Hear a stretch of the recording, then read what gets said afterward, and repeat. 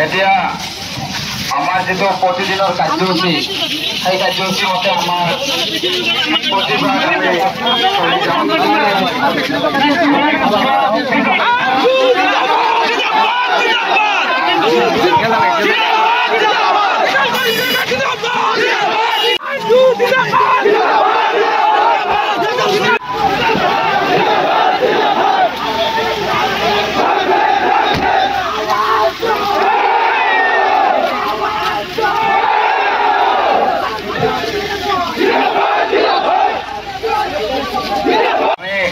এতিয়া